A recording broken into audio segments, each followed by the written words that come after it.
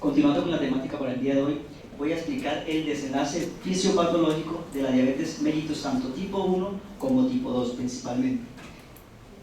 Nos enfocaremos primeramente en la diabetes mellitus tipo 1. Aquí vamos a encontrar dos factores importantes de consideración.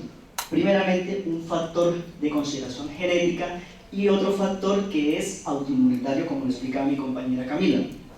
Desde el punto de vista de la genética, ¿qué vamos a encontrar? Que en la región de los antígenos leucocitarios humanos, también abreviados HLA, los cuales van a estar dentro del cromosoma 6 principalmente, es allí donde van a estar los genes de predisposición genética a los pacientes de diabetes mellitus tipo 1. ¿Qué pasa acá? Aquí van a estar estos genes alterados, los cuales van a codificar a unas moléculas del complejo mayor de histocompatibilidad tipo 2. Recordemos que el complejo mayor de histocompatibilidad tipo 2 es el encargado de reconocer lo propio y lo ajeno y emitir una respuesta autoinmunitaria. Una vez que están codificadas esas moléculas dentro del complejo mayor de histocompatibilidad tipo 2, él es el encargado de presentar el antígeno a las células TCD4. Recordemos que estos son los linfocitos colaboradores y son ellos los que van a generar el estímulo de destrucción a las células beta del páncreas y posteriormente inhibir la secreción de insulina.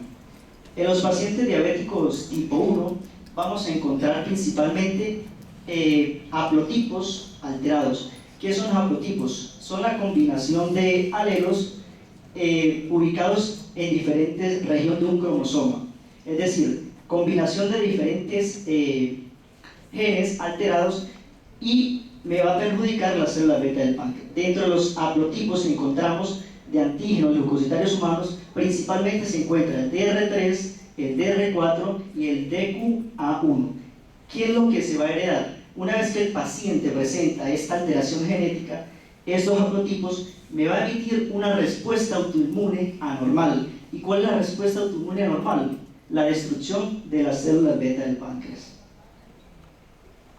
Desde el punto de vista de los factores autoinmunitarios, vamos a encontrar una inflamación de los islotes de Langerhans, llamado insulitis. En estudios tanto en animales como en humanos, se han encontrado que la insulitis, en la inflamación, en la proliferación, infiltración de células pancreáticas, se generan autoanticuerpos contra los islotes y hay una activación de linfocitos TCD8, que son los linfocitos citotóxicos que me van a generar la destrucción de estas células pancreáticas. En estos pacientes vamos a encontrar los AAC, que son autoanticuerpos asociados a diabetes mellitus tipo 1. ¿Cuáles son los autoanticuerpos que el paciente presenta mayormente? Es el autoanticuerpo contra la insulina, el ácido glutámico descarboxilasa y la proteína tirosina fosfatasa. ¿Qué pasa con ellos? Una vez que el organismo, ante un estímulo invasivo de una inflamación, de una infección viral, va a generar estos anticuerpos y va a emitir una respuesta descontrolada, afectando las células beta del páncreas. Encontramos inmunomarcadores. ¿Qué son los inmunomarcadores? Estos inmunomarcadores son niveles de ICA. ¿Qué son los ICA? Los ICA son anticuerpos contra los islotes.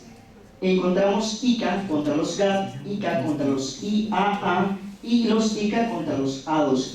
Estos autoanticuerpos contra los islotes nos va a permitir identificar el 85% de las diabetes mellitus tipo 1. Aquel paciente que presente estos autoanticuerpos es catalogado como diabético tipo 1A. El paciente que no se le encuentre estos anticuerpos es catalogado como diabético de tipo idiopático, como lo explicaba mi compañera Camila. Bueno, una vez que el paciente es diagnosticado diabético tipo 1, vamos a encontrar una clínica en este paciente. ¿Cuál es la clínica de este paciente? Primeramente encontramos una hiperglicemia marcada, la hiperglicemia de 200, 250, 300.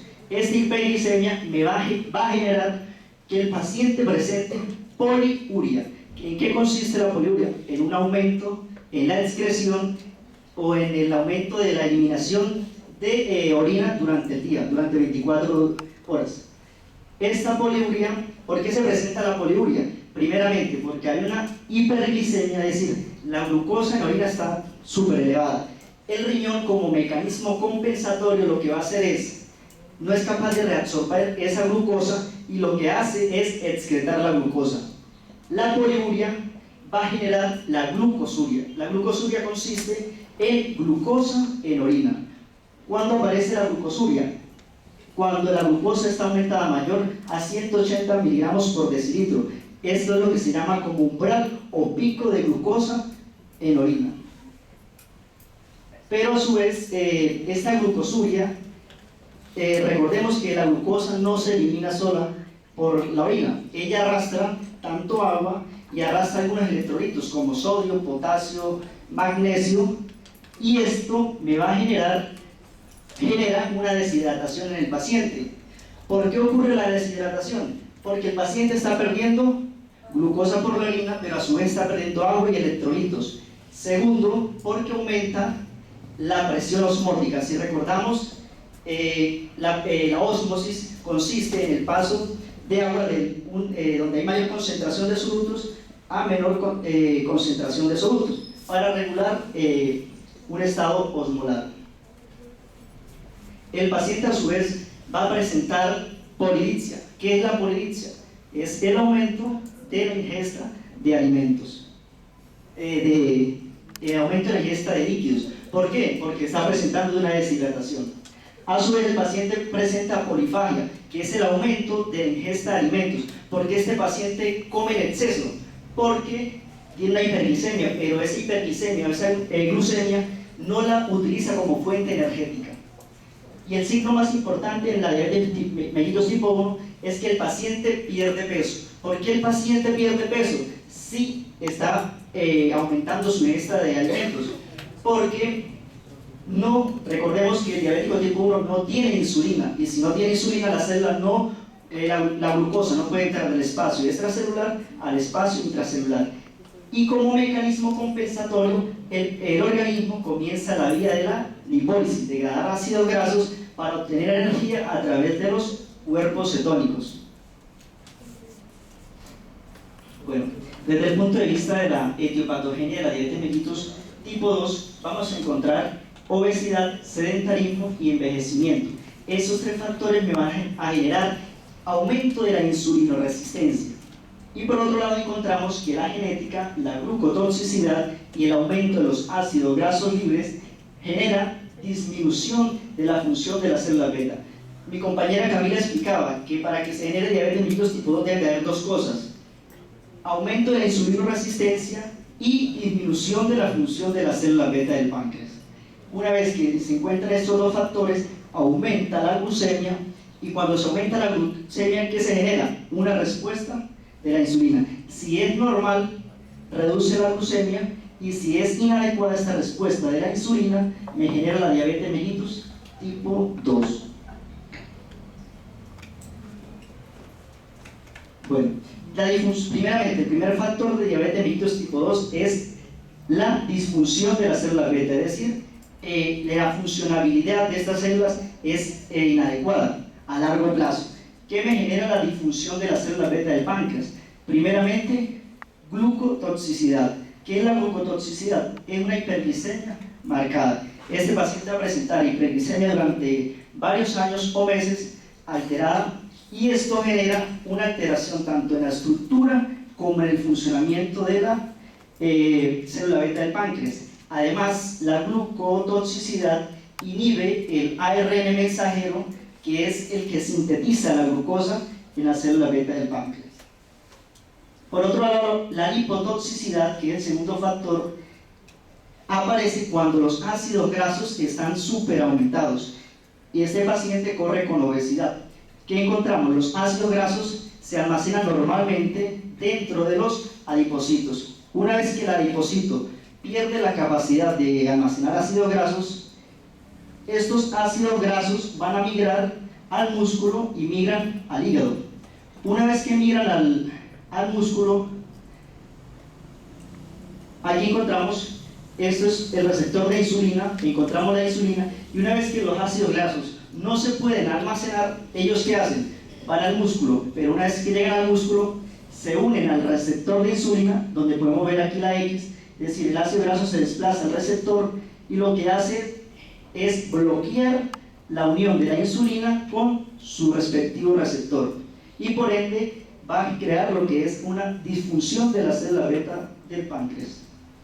Desde el punto de vista de la resistencia a la insulina, encontramos también dos consideraciones. La primera consideración es, bueno, aquí podemos encontrar una célula beta del páncreas, la insulina, el receptor de insulina, los sustratos receptores de insulina, que lo explicaba mi compañera Laura, la sinasa de tirosina, el GLUT4 almacenado dentro de vesículas, y esto se activa a través de la autofosforilación y activa la proteincinasa, que va a desplazar el GLUT4 a la membrana plasmática para que la glucosa pueda entrar. Esto es lo normal, pero ¿qué pasa aquí patológicamente?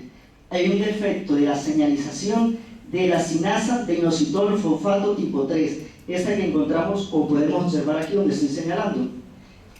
Una vez que hay un defecto a través de los genes, se altera para que la transposición del GLUT4 del espacio del citosol no puede ser transportada a la membrana, y si no se transporta a la membrana, la glucosa no puede entrar del espacio extracelular al espacio intracelular. Si recordamos que el aumento de los ácidos grasos genera la resistencia de la insulina, una vez que los ácidos grasos libres están aumentados, ellos van a entrar al citoplasma de la célula. Una vez que entran al citoplasma de la célula, ¿qué generan? Activan al diacilglicerol, y este diacilglicerol es un comunicador intracelular, y él activa a su vez a una proteincinasa tipo C.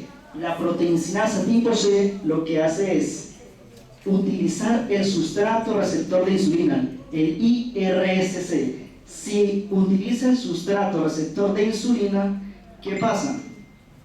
No se puede activar la tirosina la sinasa de tirosina, y por ende el transportador GLUT4 no se va a transportar a la membrana del citoplasma, y por ende la glucosa no puede entrar al espacio intracelular, y es así como se genera la resistencia a la insulina.